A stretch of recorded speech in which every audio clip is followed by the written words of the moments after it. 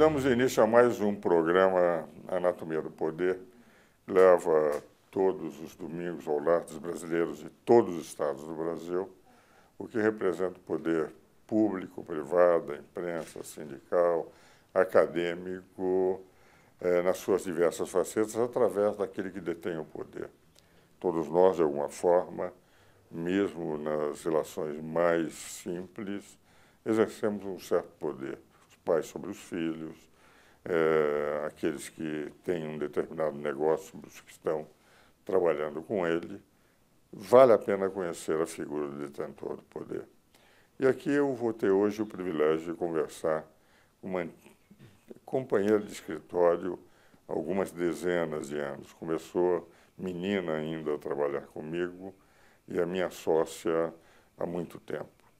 Professora do Centro de Extensão Universitária, onde especializou-se em Direito Tributário e coautora comigo de diversos livros de Direito Tributário, até de Direito Constitucional, e vamos ter as suas ideias sobre um assunto que ultimamente, de certa forma, fez com que grande parte dos brasileiros ficassem perplexos na dificuldade de saber realmente como os tratados internacionais entram a ter validade no Brasil, qual é o regime jurídico dos tratados internacionais dentro do Brasil, também em matéria tributária, naquela questão de saber se aplicaria ou não uma declaração da ONU para libertar um ex-presidente da República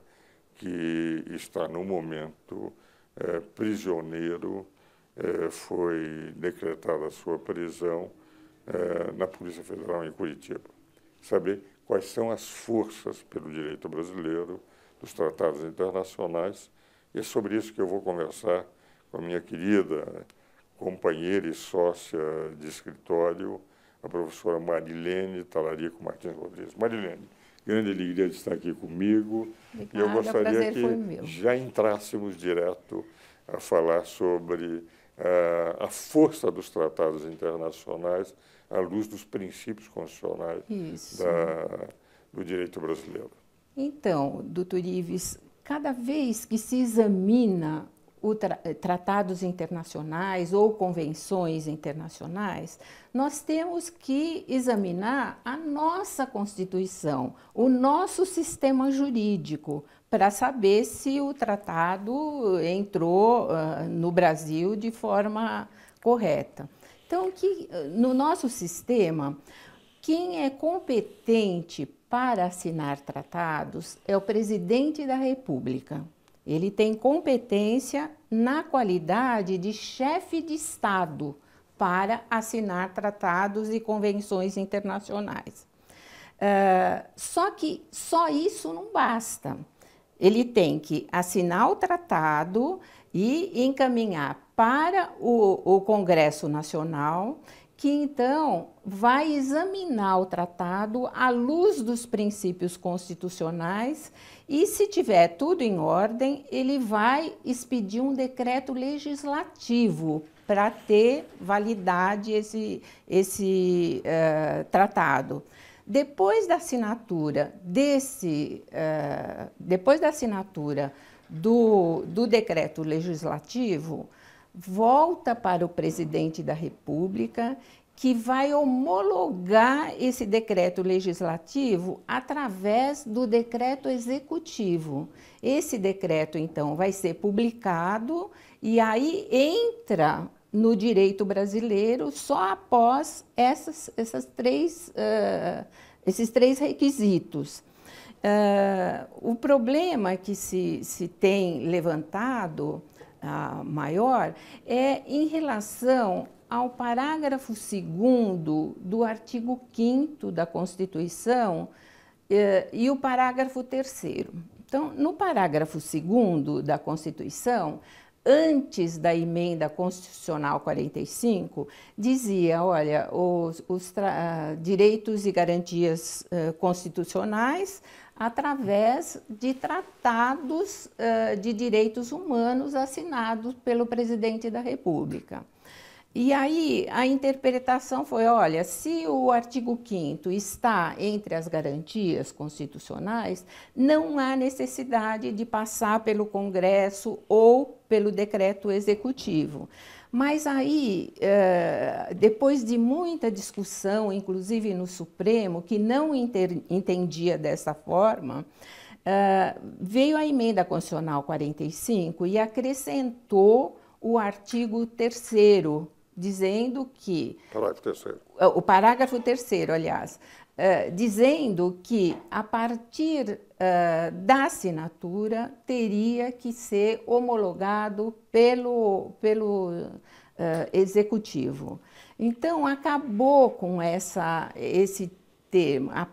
E a emenda constitucional 45, ela é de 2004. Então, a partir de 2004, já não tinha mais essa interpretação que agora foi revigorada, né?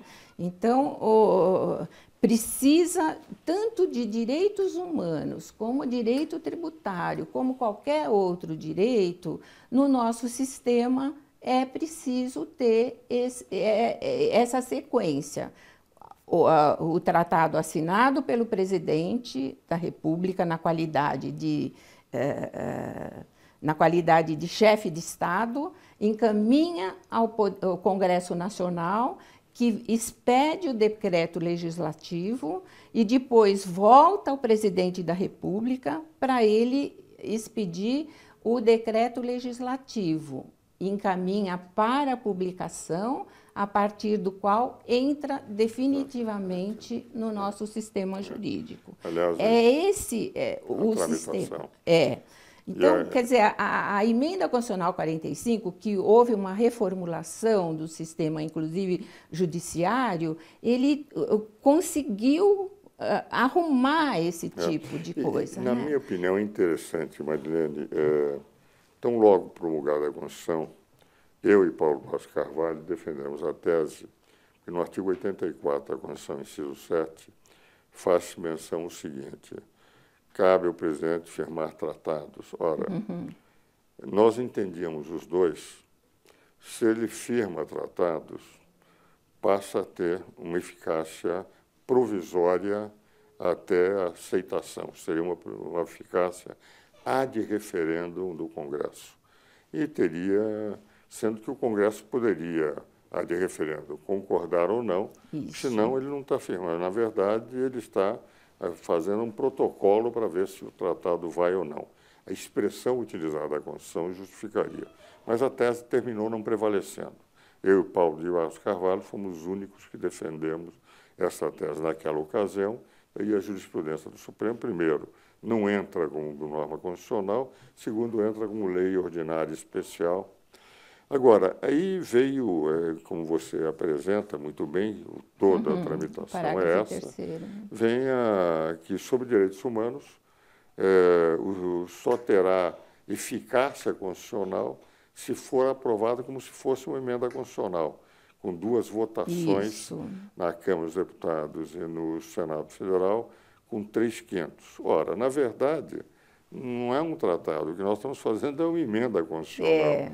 Na prática, eles mantiveram o regime anterior de entrar como lei ordinária especial, mas, na verdade, se for para ganhar a eficácia constitucional que todos nós entendíamos que havia antes da emenda 45, não precisaria, entende, de ter uma tramitação de emenda constitucional. Então, de rigor, o que nós fizemos foi manter o sistema anterior e, no sistema anterior, se quiser dar eficácia constitucional, vamos ter que fazer uma emenda constitucional. Exatamente, mas o Supremo interpretou esse parágrafo 3º em conjunto com o parágrafo 2º, dizendo que a Constituição ela não pode ser interpretada com um dispositivo isolado, ela precisa ser através de um sistema, examinar o sistema constitucional. E o nosso sistema vai cair no artigo 84, como o senhor falou, inciso, e no 49, inciso 1º, não é? Então, aliás, a expressão que o Constituinte usa é: cabe ao Congresso definir. A expressão definir exatamente, significa... Agora, o dado, apesar da jurisprudência do Supremo, trocando em miúdos, o que eles estão dizendo é o seguinte, é que tem que ser por emenda constitucional. É verdade. Para ter eficácia constitucional. É verdade. Para ter eficácia lei ordinária, não haveria necessidade. É verdade. Agora, isso traz problemas em relação ao direito tributário, que vamos discutir no segundo bloco. Simpósio. E nós temos o Código Tributário Nacional, que declara que os tratados internacionais prevalecem sobre o direito interno, o que é um código anterior à Constituição de 88, anterior à Constituição de 67, embora tenha ganho eficácia com a Constituição de 67, mas, na verdade, não prevalece. Entra com força de lei ordinária especial, é evidente, não uma lei ordinária comum, mas, de rigor, todo aquele arcabouço que os direitos humanos passam a ter uma força superior ao direito interno, caiu por terra. Assim, né? Não é bem assim. Agora, o artigo 98 do CT... Mas nós vamos fazer o seguinte, como nós estamos chegando ao fim desse bloco, vamos continuar a discutir a matéria no segundo bloco. Tudo bem.